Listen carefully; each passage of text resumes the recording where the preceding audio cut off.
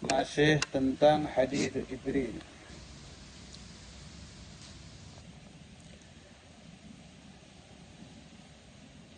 Saya masih ingin meneruskan pembahasan mal mas'ulu anha bi'a'lama minas sa'il. Al-mas'ul An-Nabi sallallahu alaihi wasallam, was-sa'il Sayyiduna Jibril.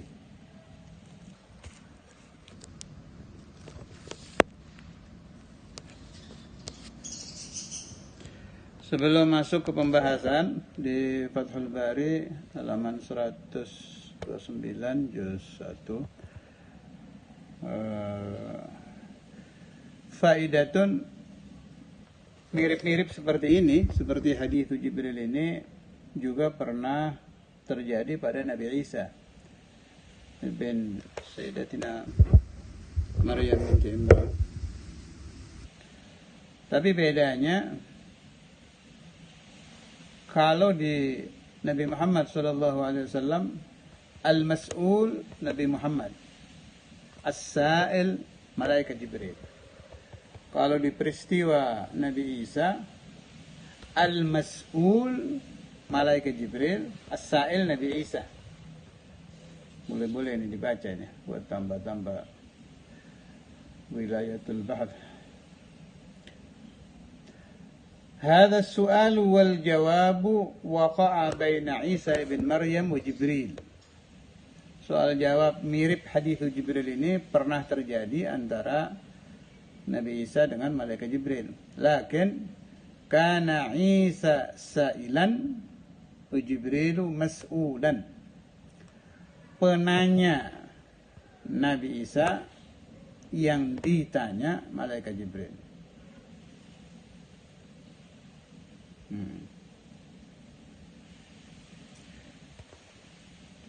قال الحميدي في نوادره قال حدثنا سفيان قال حدثنا مالك عن إسماعيل بن رجاء عن الشعبي قال سأل عيسى بن مريم جبريل عن الساعة. Malaikat Jibril ditanya oleh Nabi Isa tentang kapan bangkitnya hari kiamat. Qala fantafadha bi ajnihatihi wa qala mal mas'ulu anha bi'a'lama minas sa'il. Kemudian malaikat Jibril mengepak-ngepakkan sayap-sayap beliau sambil berkata, mal mas'ulu anha bi'a'lama minas sa'il. Yang ditanya, yakni malaikat Jibril, tidak lebih mengerti dari si penanya, yakni Nabi Isa. Dari dua riwayat ini terlihat jelas bahwa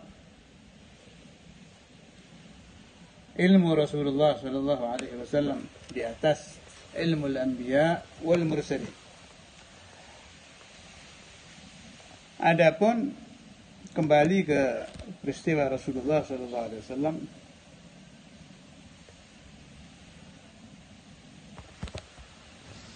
dengan malaikat Jibril. Di sini masih di Fathul Bari nih, halaman sama juz sama.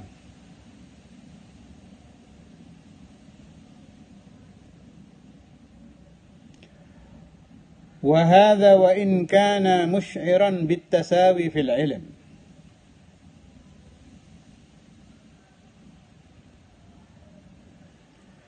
Hadis ini seperti memberikan pemahaman bahwa ilmu Nabi Muhammad dan ilmu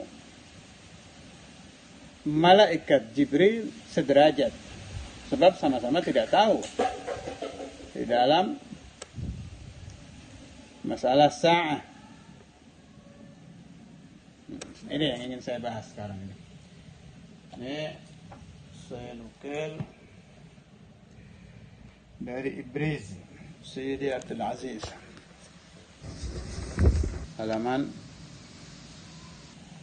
460 sampai 461. Bab ini sangat penting ini. Jangan sampai ada pemahaman bahwa ilmu malaikat Jibril sederajat apalagi dianggap lebih alim, sederajat dengan ilmu Rasulullah SAW. Kalau magam sudah selesai, insyaallah sudah tidak ada lagi orang-orang Ahlus Sunnah yang punya paham bahwa malaikat di atas para nabi. Insyaallah sudah, apalagi Nabi Muhammad SAW. Ini masalah ilmu. Itu bahaya, itu bahaya. Jangan sampai ada anggapan seperti itu. Sayyidi Abdul Aziz kenapa membahas ini? Karena beliau ditanya tentang seseorang yang berpendapat Inna Sayyidana Jibril a'lamu min Sayyidil Awwalina wal Akhirina sallallahu alaihi wasallam. Karena ada yang berpendapat bahwa malaikat Jibril lebih alim dari Rasulullah sallallahu alaihi wasallam. Faqala li radhiyallahu anhu لو عاش سيدنا جبريل 100,000 عام إلى 100,000 عام إلى ما لا نهاية له ما أدرك pada sebab ini rub'an min ma'rifatin Nabi sallallahu alaihi wasallam wala min ilmihi bi rabbih ta'ala. Andai malaikat Jibril hidup 100.000 tahun, ditambah lagi 100.000 tahun, ditambah sampai tidak ada habis-habisnya itu tahun.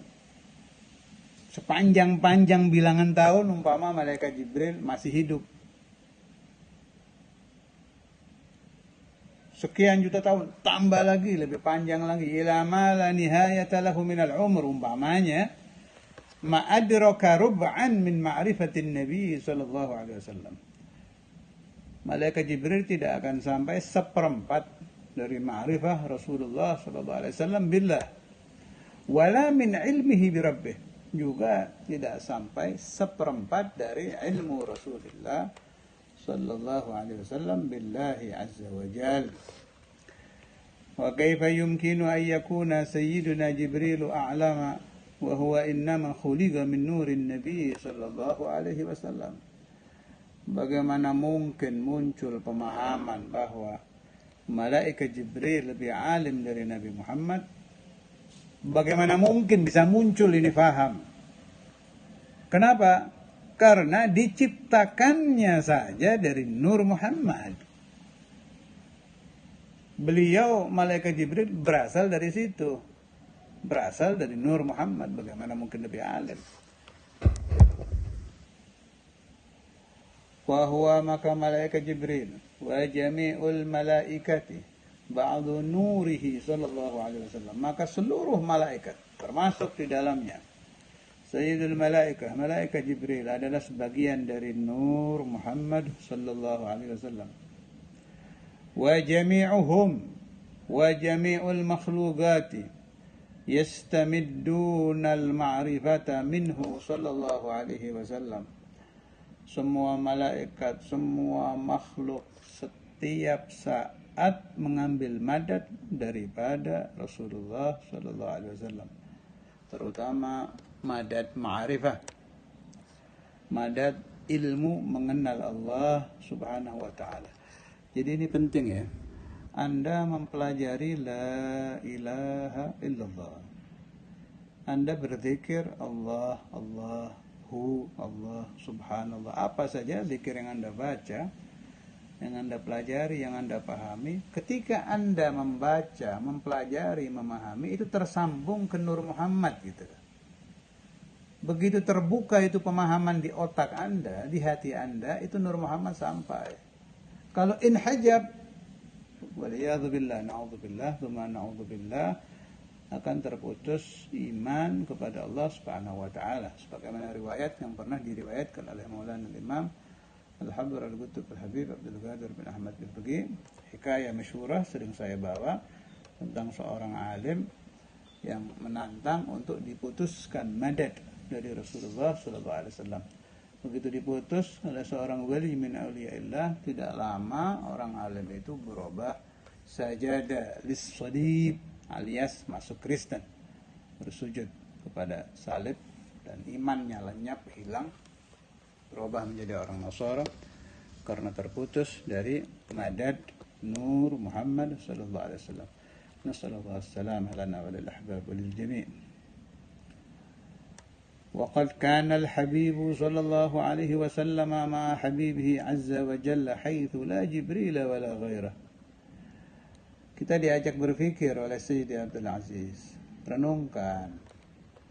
Sebelum ada malaikat, sebelum ada alam, sebelum ada makhluk apapun, itu sudah ada satu, yaitu Nur Muhammad SAW. Belum ada apa-apa. Yang ada hanya Allah wa Rasuluh. Allah menciptakan Nur Muhammad sebagai makhluk pertama, itu malaikat belum ada. Masya Allah. Masya Allah. Saya ulangi, bagus sekali. Waqad kana al-habibu sallallahu alaihi wasallam ma'a habibihi azza wa jalla haitsu la Jibril wa la ghairah. Nabi Muhammad meskipun masih berbentuk Nur Muhammad sudah ada sebelum ada apa-apapun, dan sudah mengenal Allah, sudah bersama Allah, bimakna Allahnya la makana, tanpa tempat. Nabi Muhammad jelas lahu makan, sebab beliau makhluk. Wastamadda, dan kala itu, di kala waktu itu, Nabi Muhammad juga mengambil madad. Kalau seluruh makhluk mengambil madad dari Nur Muhammad, maka Nur Muhammad mengambil madad min Rabbih Ta'ala idza kama yaliqu bi'atiyatil karimi wa jalalihi wa 'azamatihi ma'a habibihi sallallahu alaihi wasallam. Kala itu Nur Muhammad mengambil madad dari kekasihnya Allah Subhanahu wa ta'ala, diberi karunia yang berasal dari Allah yang sangat karim, sangat loman, sangat dermawan, sangat agung. Tidak mungkin memberi sesuatu yang biasa-biasa, tidak mungkin. Kita punya paham bahwa seseorang semakin dermawan, semakin banyak yang diberi. Semakin loman, semakin banyak yang dihadiahkan. Sesuatu semakin tinggi karamnya, semakin tinggi dermawannya, semakin banyak yang diberikan, yang dihadiahkan, yang dikaruniakan. Lah ini Allah ini. Tidak ada yang lebih karim minhu jalla jalaluh. Tidak ada yang lebih dermawan dari Allah jalla jalaluh. Kira-kira berapa yang diberikan kepada Nur Muhammad? Ini habibuhu loh, kekasihnya Allah ini. Kapan diberinya? Sebelum ada apa-apa. La Jibril, walal malaika, walal alam, walal makhlukat, wala. Al-khalqu waktu itu hanya Nur Muhammad, wal khaliq Allah saja. Hanya ada Allah, Rasulullah. Dan saat itu diberi. Coba dipikirkan. Laulaka ya Muhammadu ma khalaqtul aflak. Berarti seandainya tidak ada Rasulullah SAW, tidak ada makhluk lain. Khuliqatil makhlukatu li ajlihi. Kira-kira Rasulullah yang menjadi sabab dari diciptakannya apapun sedang diberi hadiah ini sama Allah, sama Rabbuhu, sama Khaliquhu. Kira-kira berapa? Seperti apa yang diberikan? Tidak bisa dibayangkan. Kita hanya mampu berkata Allahu Akbar. Entah apa, berapa, seperti apa. Dikhoyal tidak bisa. Dipaham bisa, tapi dibayangkan seperti apa tidak bisa. Surga itu aja diciptakan buat Nabi Muhammad. Menjadi indah, menjadi cemerlang, bertambah luas. Kalau mendengar Allahumma salli ala Sayyidina Muhammad wa ala ali Sayyidina Muhammad. Nah, ini yang diberi lebih dari jannah ini. Jadi tidak terbayangkan. Azamatu Rasulullah sallallahu alaihi wasallam ketika diberi Allah Subhanahu wa taala asya' azimah, ataya rabbaniyah, ketika belum ada apa-apa, la malaika wala ghairha, saat yang ada hanya Nur Muhammad dan Allah Subhanahu wa taala, tidak terbayangkan. Yang jelas luar biasa. kita bisa paham bahwa itu luar biasa, seperti apa? Nggak nyampe sudah. Nggak nyampe. Ini termasuk bab yang bisa dipaham, tapi tidak bisa ditasawurkan. Nggak bisa. Saya pernah baca di kitabnya Syed Ahmad Tijani, kalau ada orang yang kekuatannya, seorang laki-laki yang sangat-sangat kuat, bayangkan laki-laki paling kuat, dilipat gandakan sampai hitungan sekian, tambah kuat. Itu kalau dibuka hijab melihat Rasulullah SAW, ya Allah, dengan haibah yang ada di dalam diri Nabi itu mati kok. Kalau dibuka semua, mati, bukan pingsan lagi, mati. Jadi para wali itu kalau bertemu datang dengan Rasulullah SAW itu, kalau bahasa saya sama Nabi Muhammad direm, tidak semua dibuka, bisa dipegang, mati kalau dibuka semua.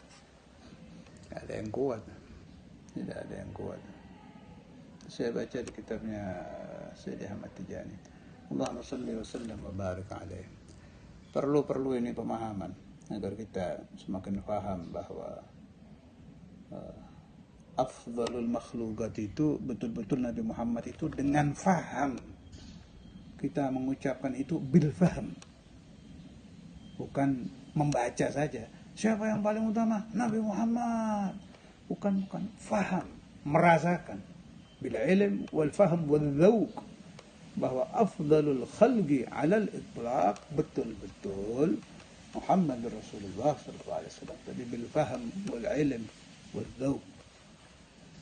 Ini begini-begini bisa kita temukan di penjelasan wali-wali yang betul-betul fani fi hubbi Rasulullah SAW. Jadi antaranya beliau ini. Jazahullah anna khair Sayyidi Abdul Aziz wa tilmidhu. Karena kalau nggak ada kitab-kitab yang begini kita tidak tahu. Kita hanya tidak beda pemahaman mana negara yang paling besar. Sebut negara ini, yang paling kaya negara ini. Begitu-begitu saja. Seperti orang membaca koran, mendengar televisi. Jadi kalau sudah membaca dari para aulia yang mencintai Rasulullah SAW, yang sebelum mereka menerangkan kepada kita, mereka memahami dan merasakan. Beda ilm wal fahm wal dzauq, itu lain. Kita jadi terbuka, jadi plong, hati itu menerima bahwa Rasulullah SAW afdalul khalq alal itlaq itu dengan plong. Oh ya benar, nggak ada kayak Nabi Muhammad. Malaikat tidak ada apa-apanya. Tanpa mengurangi rasa hormat dan meremehkan malaikat, tidak, tetap kita hormati. Tapi kan kita jadi tahu, oh ada sayyiduhum, itu ada, fawqahum ada fawqal anbiya, fawqal mursalin, fawqal malaikat, itu ada. Dan kebetulan beliau menjadi nabi kita, Maulana Muhammad Rasulullah sallallahu alaihi wasallam, ma habibihi sallallahu alaihi wasallam. ثم بعد ذلك بمدة مديدة جعل تعالى يخلق من نور الكريم جبريل وغيره من الملائكة عليهم الصلاة والسلام. Lama setelah itu, setelah Nur Muhammad menjadi satu-satunya makhluk, hanya ada Nur Muhammad saja, muddah madidah, lama setelah itu baru Allah Ta'ala menciptakan dari Nur Muhammad ini Jibril, malaikat Jibril, wa ghairahu, dan selain malaikat Jibril, minal malaikati alaihimus salatu wassalam, dari para malaikat. Bagaimana bisa ditasawurkan malaikat Jibril lebih alim? Setelah kita membaca riwayat ini, Nur Muhammad ma'allah lama baru diciptakan malaikat Jibril dari nur itu, min nurihi sallallahu alaihi wasallam. Fa kaifa yutasawwaru bahwa malaikat Jibril a'lamu min Rasulillah sallallahu alaihi wasallam. Nas'alullah subhanahu wa ta'ala an yarzuqana wa iyyakum wal ahbab husnal adab مع سيدنا مولانا محمد صلى الله عليه وسلم ومع غيره من الأنبياء والمرسلين والملائكة والمقربين والصالحين على هذه النية وكل نية صالحة، وإلى روح سيدي عبد العزيز بن مسعود الدبار، وإلى روح سيدي أحمد بن المبارك، وإلى روح سيدنا بن الوارث أبي عبد الله بن فقيه، وإلى روح سيدنا مولانا عبد القادر بن أحمد الفقيه، وإلى روح غيرهما من الأولياء والأنبياء والرسل والملائكة وأولياء الجن وغيرهم ممن عظمهم الله تعالى. نسألك يا الله أن ترزقنا حبهم والاستمداد منهم وخدمتهم والدوام على ذلك بلطف وعافية بلا محنة بلا أخرى من يوم الفجر من جبة عبده إننا وطلت العمر شدة الوالد وذلك من عبد الله الحمد لا فقر ما أفضل من الصالح وبني الله تعالى يرزقني رحمك وافتح تلك فوحات المنحة الشوش والقلب توبة النشاط بنيتنا الله تعالى يؤتي ما في قلب العين وبدل أحسن ما على هذه النية كل نية صالحة إلى حضرة النبي.